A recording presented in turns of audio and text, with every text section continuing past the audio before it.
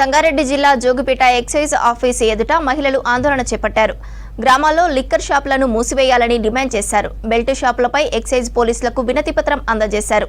పేదలు మద్యానికి బానిసలై కుటుంబాలు రోడ్డున పడుతున్నాయని ఆవేదన వ్యక్తం చేశారు. ఇప్పటికైనా ఎక్సైజ్ అధికారులు గ్రామాల్లోని లిక్కర్ షాపులను అరికట్టాలని డిమాండ్ చేశారు. ఎక్సైజ్ సర్కిల్ పరిధిలో ప్రతి గ్రామాల్లో బెల్ట్ షాపులు నడుస్తున్నాయని మేము గతంలోనే ఎక్సైజ్ సిఐ గారికి ఒక లెటర్ ఇవ్వడం జరిగింది. దీని మీద జిల్లా సూపరింటెండెంట్ గారికి ఒక కలెక్టర్ గారికి లెటర్ ఇవ్వడం జరిగింది. అయినా ఎక్సైజ్ అధికారులు ఏం మాత్రం పట్టించుకోకుండా యథేచ్ఛగా గ్రామాల్లో బెల్ట్ షాపులు కొనసాగిస్తూనే ఉన్నారు.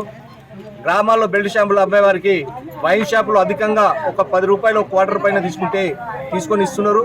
వాళ్ళు గ్రామాల్లో పోయి ప్రతి గ్రామాల్లో కిరాణం షాపుల్లో కానీ పాన్ డబ్బులలో కానీ ఎక్కడైనా సరే స్వేచ్ఛగా వాళ్ళ ఎలాంటి భయాలు లేకుండా అమ్ముకుంటున్నారు. ఆ గ్రామాల్లో బెల్ట్ షాపులను నిర్వహించడం వల్ల మందు దొరకడం వల్ల పచ్చని సంసారాలు కూలిపోతున్నాయి.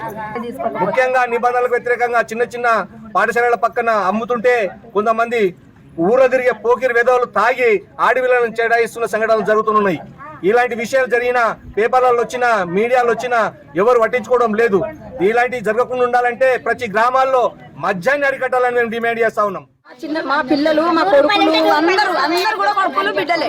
అందరూ సంసారాలు పెళ్లి చేసుకున్నా కానీ సంసారాలు చేయకుండా పిల్లల్ని ఇడిసబెట్టాను కానీ తాగుడికి ఎగబడ్డారు కదా. చిన్న చిన్న షాపులు 4 గంటల నుంచి తెల్లారిన దాకా తాగుతూనే ఉంటారు. యాడంటే అన్నీ పడతారు, యాక్సిడెంట్ అవుతున్నాయి. బాధలు అనేది అవి పోతున్నాయి. పెళ్ళాలు కూడా ఉంటలేరు. మేము పని చేస్తేనే మేము వస్తామని అంటున్నారు. ఎవరైనా ప్రతి ఒక్క ఇంటి పిల్లలు కానీ ఎవరు కానీ ఆ తాగుడు మాత్రం వైన్ షాపులు బంద్ చేయాలి దయచేసి.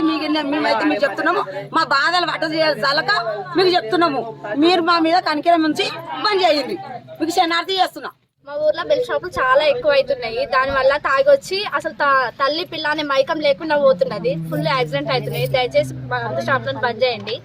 100 రూపాయలు ఉంటే ఆ రోజుల్లో తిందామని చూసేవాళ్ళు 100 రూపాయలు ఉంటే ఈ రోజుల్లో ఎక్కడ మందు దొరుకుతుందా అని లెంకుతున్నారు. దయచేసి దాన్ని మాత్రం బంద్ చేపించేలా చూడండి. చిన్న చిన్న పిల్లలు ఉన్నారు, మాకు సంసారాలు ఉన్నాయి. మమ్మల్ని వేధిస్తున్నారు. ఎంత వేధిస్తారో మాకు తెలుసు. కొట్టే దెబ్బలు పడుతున్నది మేము. తాగొచ్చి తంతుంది మిమ్మల్ని కాదు కదా. మా